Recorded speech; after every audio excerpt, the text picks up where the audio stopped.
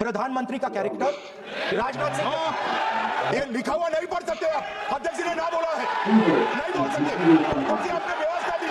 सदन देखना चाहते हैं, बिल्कुल नहीं, प्रकाशित ही नहीं, पुस्तक प्रकाशित ही नहीं।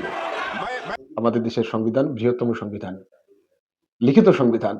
আমাদের দেশের পার্লামেন্ট সেটা রুলস এন্ড প্রসিডিওরে চলে, এটা সত্য। আমার কথা একটাই যে রুলস আর এই যে প্রসিডিওর সেটা সবার জন্য এক থাকা দরকার। একটা রাজনৈতিক দলকে ৭৫ বছর ৭২ বছরে তারা কি করেছে সেইটাকে নিয়ে কবে জওহরলাল নেহেরু তিনি কি করে গেছেন, তার কি ফল ছিল, সেগুলোকে নিয়ে যদি রোস্ট করা যায়, আর আজকের শাসক পক্ষের শাসকদের বিরুদ্ধে একটা যদি প্রস্তাব বা একটা প্রস্তাব, অনেক বড় কথা, প্রস্তাব না, তাদের পক্ষে যদি একটু সমালোচনা হয় তাহলে সেটাই নিষেধ, সেটা করা যাবে না। হ্যাঁ, এটা একটা কেমন দ্বিচারিতা মনে হচ্ছে না? আমি জানি না তো কিছু, তবে আমার মনে হচ্ছে যেন কোথাও একটা, আচ্ছা এটা এমন হতে পারে যে আপনি যেগুলো বলবেন সেগুলো সব সঠিক, আপনার দেওয়া তথ্য সব ঠিক, আর আপনি যা খুশি তাই বলতে পারেন, কিন্তু সেটা অন্য কেউ বললে বা আপনার বিপরীতে যে আছে সে যদি বলে তাহলে তারটা ভুল। সে যেটাই বলবে সেটা ভুল, তার বেলায় নিয়ম আছে, রুলস আছে, রেগুলেশন আছে, প্রসিডিওর আছে, আর আপনি যখন বলবেন তখন সব ঠিক আছে। এটা হতে পারে, এটা হয় দেশের পার্লামেন্টে। গত 2 দিন ধরে দেখছি একটা চরম নাটকীয় মোড়।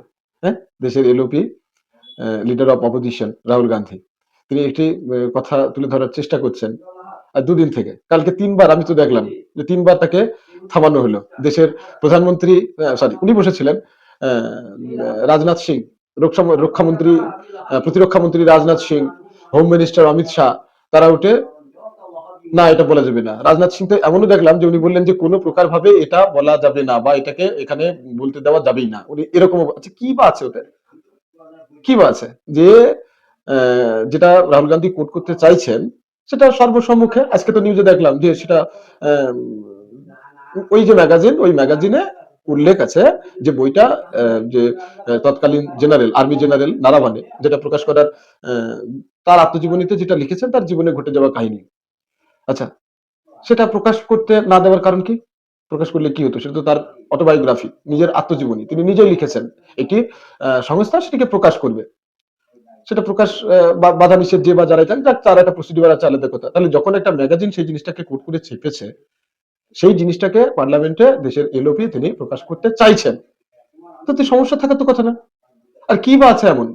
আমাদের তো উৎসাহ বেড়ে গেল এতে, জানতে বেশি ইচ্ছা করছে যে কি বা আছে যা দেশের স্বরাষ্ট্রমন্ত্রী তিনি উঠছেন না এটা করা যাবে না, দেশের প্রতিরক্ষা মন্ত্রী রাজনাথ সিং তিনি বলছেন না এটা বলা যাবে না, এটা বাদ দিয়ে বলতে হবে অন্য বিষয়। কেন, ওটা তো আছেই বা কি?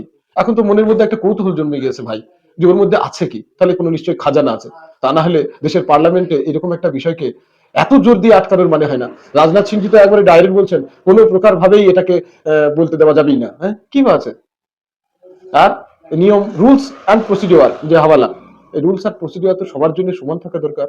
কারো রাজনৈতিক দলের ৭৫ বছর আগের ইতিহাস যদি ঘাটা হয়, হ্যাঁ, তার সেইটাকে নিয়ে তার সেই সময়ের যে ভুল ভ্রান্তি সেগুলোকে নিয়ে যদি প্রত্যেক দিন রোস্ট করা যায়, ইভেন পার্লামেন্টেও বলা যায়, সত্তা পক্ষ বলতে পারে, তাহলে বিরোধী পক্ষ একটা কোট করলে সব আচ্ছা মানলাম ওটা প্রসিডিওর রুলস এর মধ্যে পড়ে, আচ্ছা তাকে বলা হলো অথেন্টিকেটেড করতে।